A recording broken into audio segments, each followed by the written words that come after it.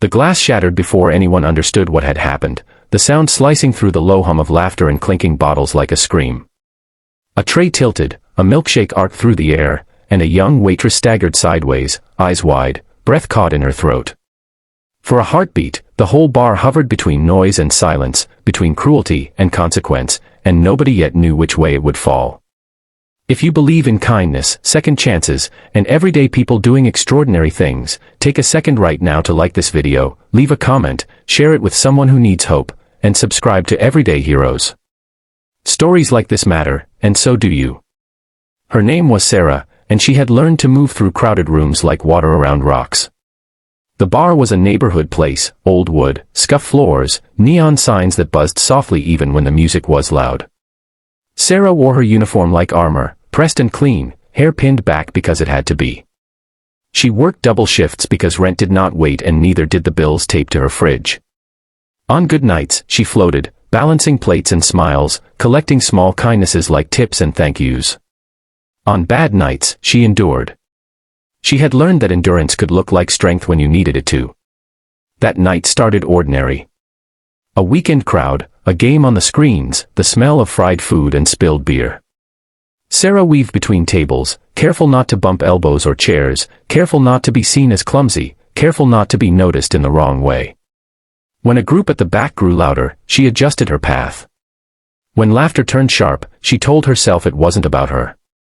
She had learned to tell herself that the push came without warning. Not a stumble, not an accident, but a shove born of impatience and entitlement. The tray tipped. Glass shattered. Liquid soaked into the floor and her shoes. Sarah's breath caught as her balance betrayed her, and she felt hands at her back, not to steady her but to move her out of the way, as if she were furniture. Heat rushed to her face. The room seemed to tilt with her. In the split second before she fell, memory surged. The first job she ever had, folding napkins and dreaming of more. The night her car broke down and a stranger paid for a tow. The long hours and longer doubts. She thought of her mother's voice telling her to stand tall even when the world tried to bend her. She thought of all the times she had swallowed words because rent was due. And then, instead of collapsing, she planted her feet. What everyone saw next was not loud. It was not a dramatic punch or a shouted threat. It was stillness. Sarah straightened, shoulders back, eyes clear. She did not rush to apologize for a mess she did not make. She did not cry. She did not flee.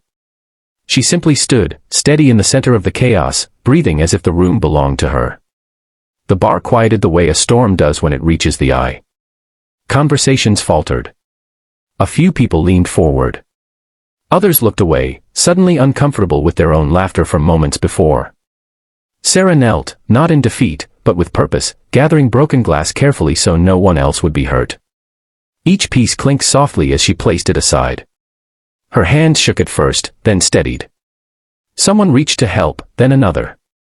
The floor was cleared together, a small, human repair. When she stood again, she met the eyes of the room, not accusing, not pleading. She looked tired, yes, but also unafraid. The kind of courage that comes from having nothing left to lose and everything left to keep.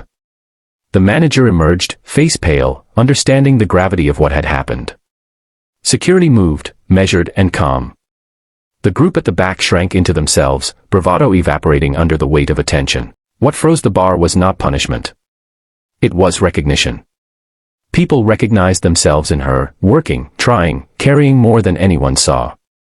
They recognized the line they had crossed by watching and not stepping in sooner. One by one, they stood. A man at the counter offered his jacket when he noticed Sarah's hands trembling from the cold spill. A woman slid a stack of napkins toward her with a nod. Someone turned off the game. The room chose her.